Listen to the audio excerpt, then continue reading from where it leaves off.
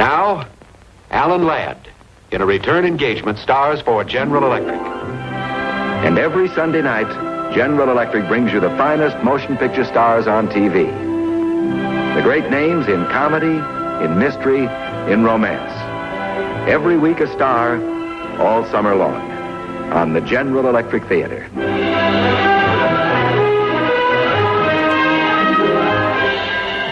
In research, in engineering, in manufacturing skill, at General Electric, progress is our most important product.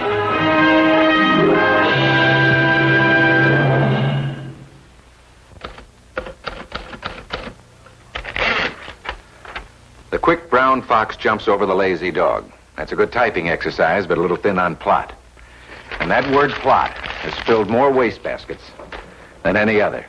It's the nemesis of all writers. Authors have been known to lie quietly for days waiting for an idea, but not Dan Holliday. He advertised for adventure, hoping that out of a dozen answers to his ad, at least one might lead to a good story. One did. It led to his being committed.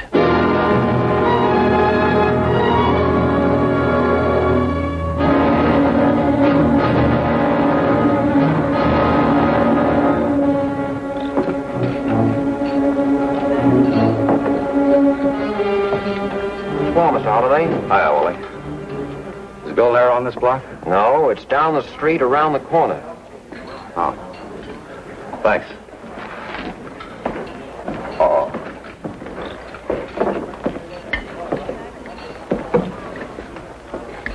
What's that, Kling? Lunch? I'm glad I can't join you, Lieutenant. You have joined us. Just because I love you. Say hello to Kennedy. Hi. Hi. I'm having lunch at the Golden Arrow today. You can get a nice $1 lunch there for $5. Oh, not me. I'm an invited guest. By Mr. Paul Wells. He answered my ad. Quote, wanted adventure. Will go anywhere, do anything. Unquote. You better take a good look at this character, Kennedy. Someday you may have to identify him. You know, I know 8 or 10 writers around this place. They all dream up their own stuff. But not Holliday. Oh, no. He's got to advertise. Will do anything. One of these days, you're going to trip over something you can't handle. In that case, I ring Kling. Sure, Daniel, sure. Just don't call me when I'm off duty. In fact, try not to call me at all. Okay. But if I do, you come running. Sure. See ya. Bye, Wally. Screwball, huh? He's a friend of mine, and I like him.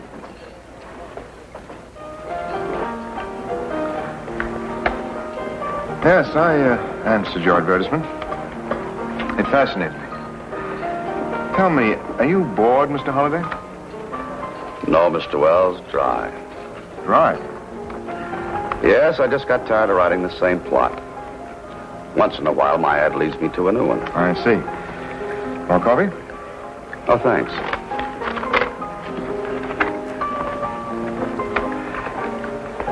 Are you, wondering about my proposition, Mr. Holliday? Naturally. It concerns about $5 million. Well, it's a good opening. But what do you do for the second act? Well, it's quite simple, really, and perfectly legal. But there is a risk involved. At those prices, I can imagine. And for you, there's $10,000. Really? I thought you'd find it interesting. Oh, Clarice. Oh, may I present Mr. Holliday? This is Miss Clarice Benton. how do you do, Mr. Holliday? How do you do? Oh, do please sit down. I can't stay but a moment. I just wanted to say hello to Paul. He's my attorney. Oh, won't you have some coffee? Oh, thank you, Paul. I can't. Have a date at the hairdresser. Have to get my bracelet repaired. The catch went bluey. Look. Oh, how clumsy can you get? I've been dropping things all day. Nothing's gone right. I guess this is just one of those days. Thank you. Well, I'm delighted to have met you, Mr. Holliday. Call me this evening, Paul. Mm-hmm. Goodbye. Clarice. This is one of those days. Goodbye. She's charming, but just a little scatterbrained. Now then, Mr. Holliday, suppose we finish our coffee and get on with our business. My car's outside. Chapter 2, huh? You're very amusing. Waiter.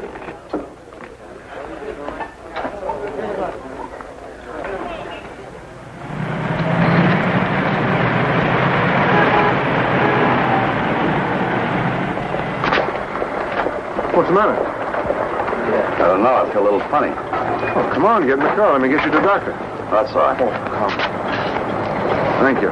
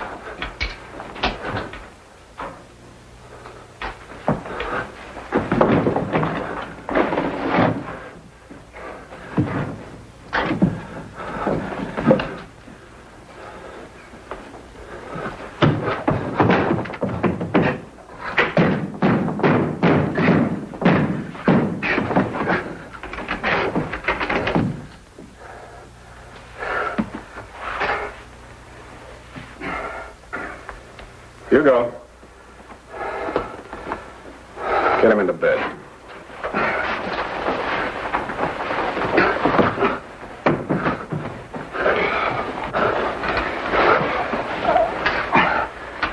Now, just relax for a moment, Mr. Stokes. What? I said relax for a moment. Why'd you call me? Never mind. The important thing now is that you rest. Wait outside.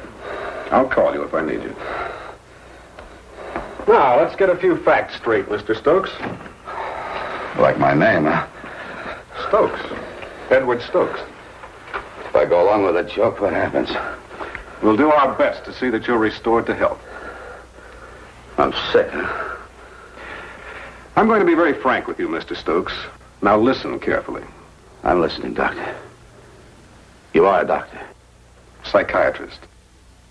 Dr. Cordell. Now, there will be times when you have an absolute lack of recall, memory. Other times, like the present moment, you'll be almost normal. You call this normal? How'd I get here? Your friend, Mr. Wells, brought you. Oh.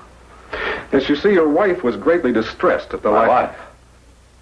At the lack of progress you had made at the Millhaven Sanitarium. She's having you recommitted here. End of joke. Believe me, Mr. Stokes, this has never been a joke. Where are my clothes? Hugo! Let's behave now, Mr. Stokes! Stokes! Better give him another sedative. I'm afraid Mr. Stokes has homicidal tendencies.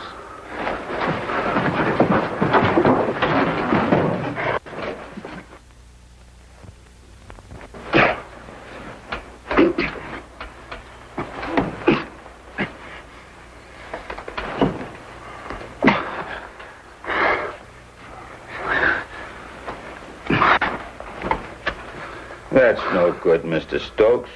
The straps will cut, and that hurts. Your name's Hugo. So you remember, huh? Now that's good. Lots of times they can't remember nothing. Where are my clothes, Hugo?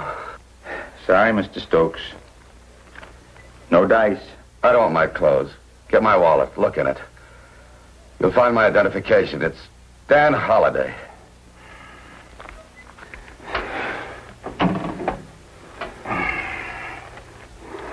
Stokes. Edward Stokes. Look, I undressed you. Put you in here. That isn't my wallet. My name is Dan Holliday. Go to a phone. Call Lieutenant Kling of the city police. Describe me to him. Tell him that tough on yourself, Mr. Stokes. Just take it easy. My name is not Stokes. Please. Don't get violent like they tell me you did at the other place. 'Cause if you do, I'll just have to massage you.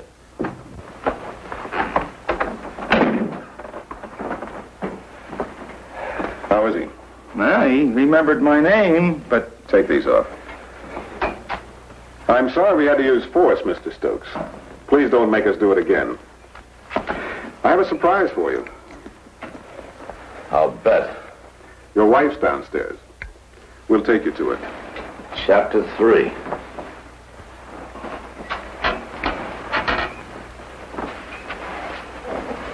All right, Doctor. Let's go meet the wife. Now remember, there'll be an attendant with Cordell, so try and make it look good, Clarice. I'm scared, Paul. Why? He doesn't really look like Edward. Paul, I won't go through with it. I don't... You're forgetting something, Clarice. $5 million. And if they ever find Edward's body, you and I go to the electric chair for murder. Oh, stop it, Paul. When we get through with Holiday, and you identify his body as Edward, and the attendants here identify him as Edward, that will be the end of it.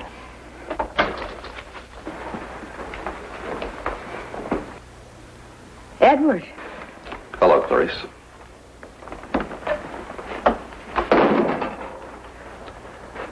And Mr. Wells.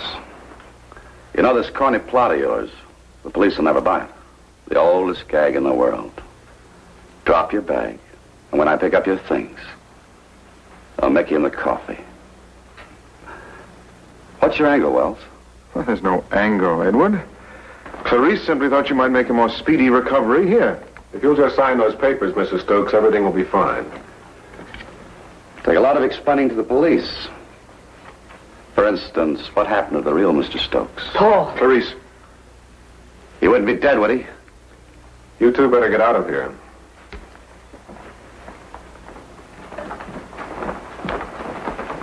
Did you kill him for that $5 million you mentioned? Or did you? Or did both of you? What about the attendants? They all think he's Stokes. Hugo even heard him say hello to Clarice. Only the three of us know. 4.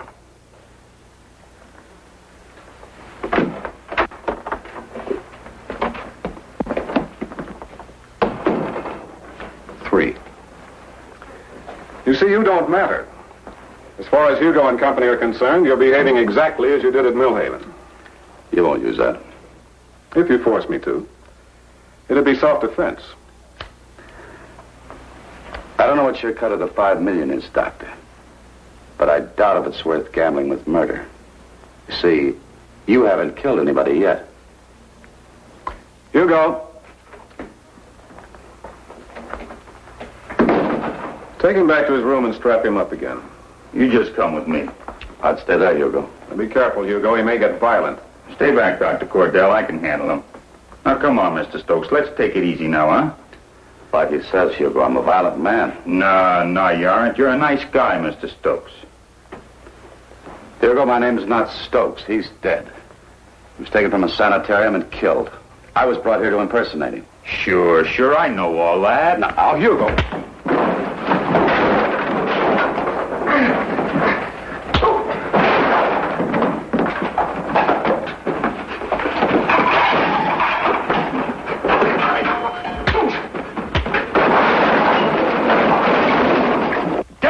Hugo.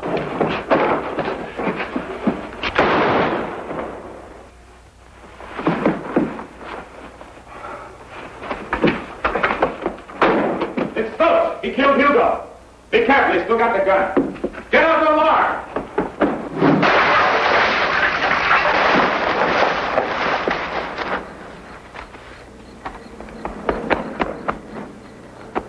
Stokes. Edward Stokes. He just killed one of my attendants. He's a homicidal maniac, Sheriff. Don't take any chances. Maniac just broke out of Cordell Sanitarium and killed her, and he's got a gun.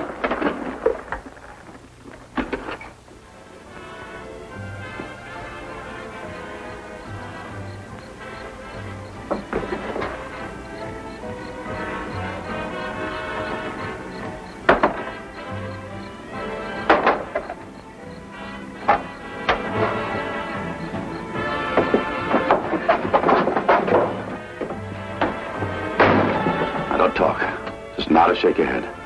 Are you alone? Now, look, I'm not going to hurt you. Where's your phone? All right, you can talk now. We haven't got one. We? My father and brother. Where are they? Down the road. Right down the road. The barn dance. I've got to get to a phone. Where's the closest one? There's a filling station right down the road. Can you get me some clothes? We interrupt this program to bring you another bulletin on the escaped madman.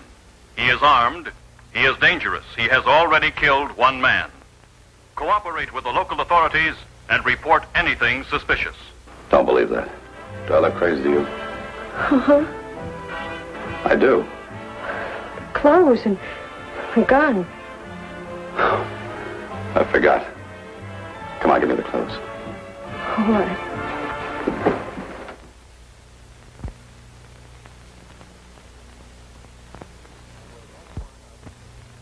That was Act One of Committed, starring Alan Ladd. On the 4th of July, we celebrate the day our country became free and independent. Our independence is guarded by our many citizens in uniform. And it's also guarded by industrial citizens like General Electric, as Don Herbert's progress report for tonight will show us.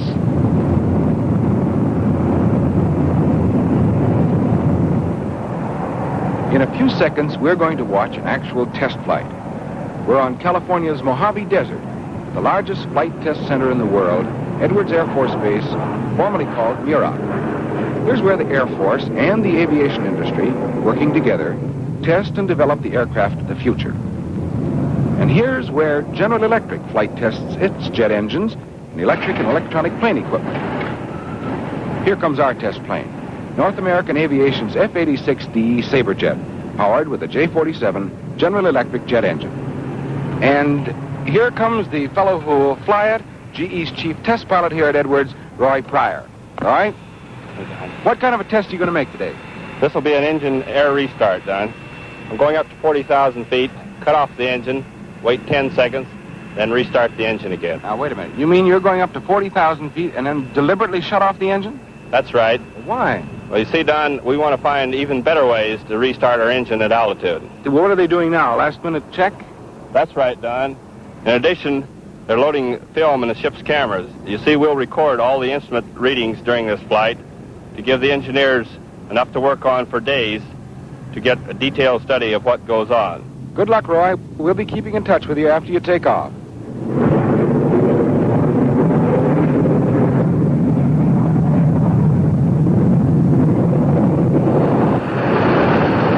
Now we're here in the General Electric control room, and we'll keep in touch with Roy over this radio.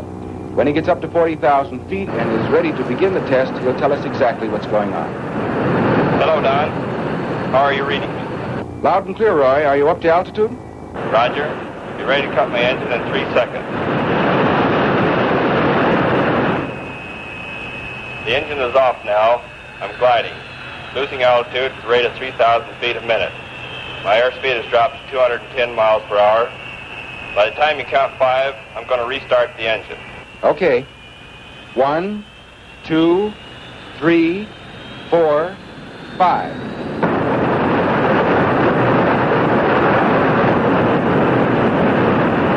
The engine is restarted at 38,000 feet. Temperature and RPM coming up. Everything looks normal. Well, he did it. A jet engine restart in the air. Now, this is the sort of testing that goes on day after day here at Edwards. All intended to give our country the strongest possible air defense and our pilots the safest possible planes.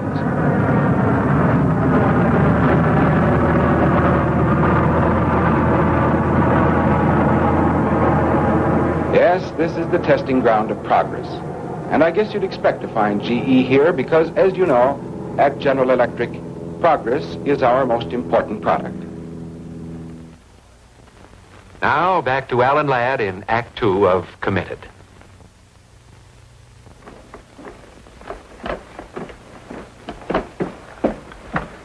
Stay inside for 10 minutes. Promise? Good girl.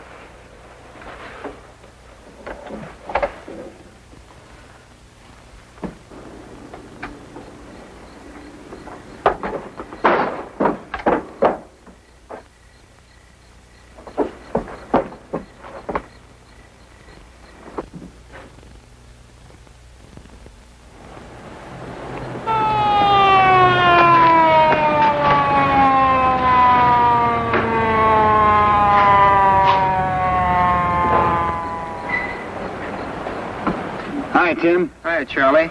Evening, Dr. Cordell. Heard the news? Yeah, what's new on the guy? Nothing yet, but he's around somewhere. Couldn't get far in what he was wearing. Hey, do you think he's near here? Well, don't know. He may be trying to get to a car, so keep your eye peeled. He's already killed one man.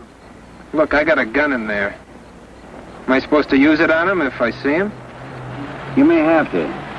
Okay, Tim, be careful.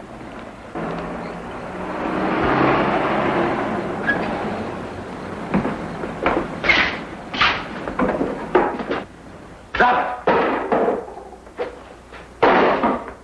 Don't try anything. I want to use your phone. Look, fella, why don't you give yourself up? You don't stand a chance. You're so right. But every trigger-happy guy will be out for their kill. They won't let me surrender. All right, now give me some change.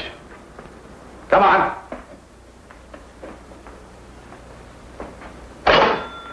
How much?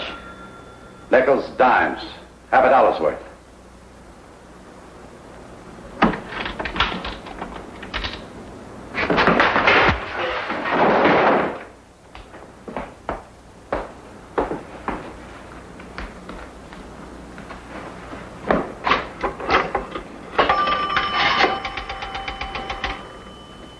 Operator, give me Plaza 56599. 56599. That's right. Hurry, please.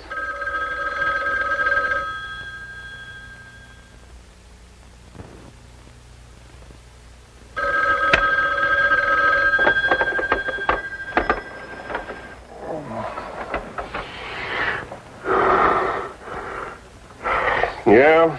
Hello, Kling. Kling, this is Dan. Dan Holliday. Look, Kling, I'm in trouble. I need you to identify me. Where? Well, stay there. I can't. A girl knows I'm using this phone. Don't ask any questions. Believe me. Believe me, I'm in trouble. They think I'm crazy. You are crazy. But I'll be there. Tell me a place where I can meet you. All right, there's a barn dance on Highway 49. Highway 49. Near the Cordell Sanitarium. Yeah. Yeah. Now, look, I'll be there somewhere. But remember, Highway 49. And hurry, will you? Right.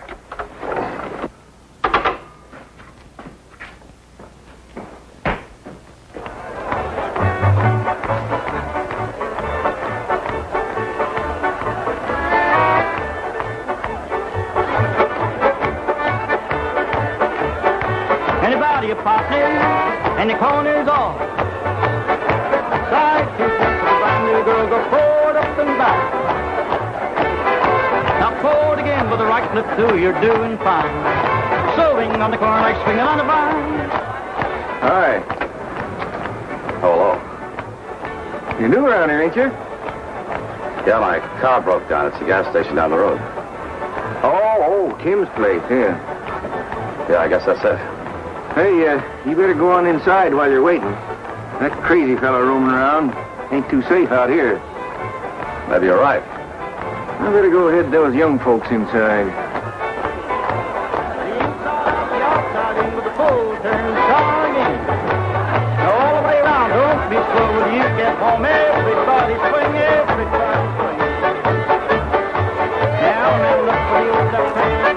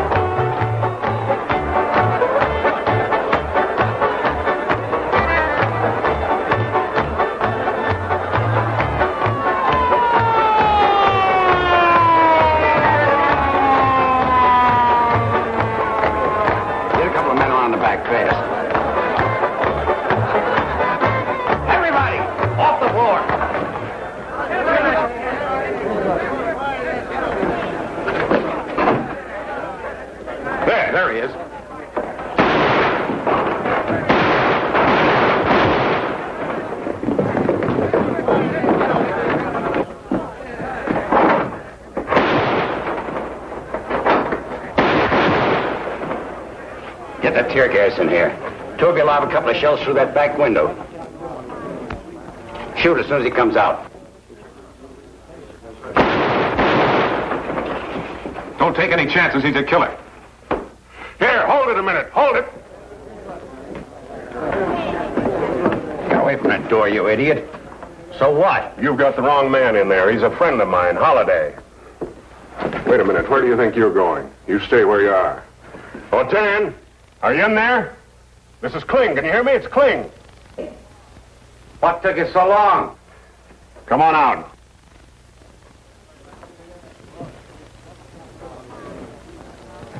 Make him throw the gun out first. Throw the gun out, Van. It's okay. It's Holiday.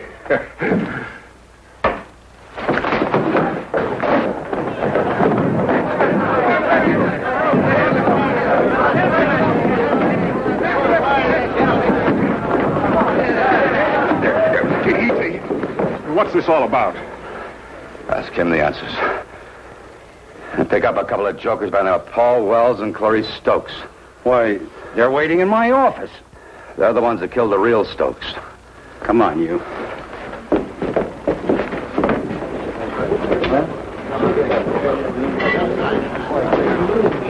Oh, I'm sorry. I guess I owe you an explanation. You see, I'm a writer, and the real Stokes had a lot of money. And Clarice, his wife, and this fellow called Paul Wells, you tell her, Kling. He's crazy.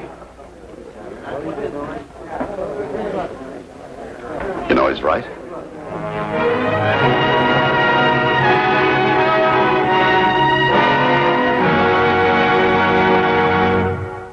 Exciting melodrama and Alan Ladd seem to go hand in hand. Our thanks to Alan for a gripping performance.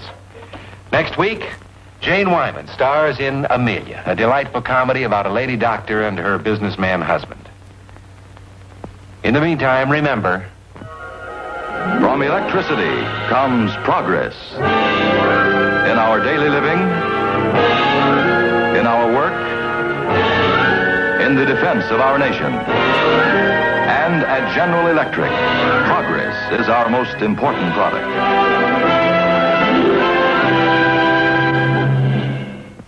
Until next week, then, at this same time, good night for General Electric.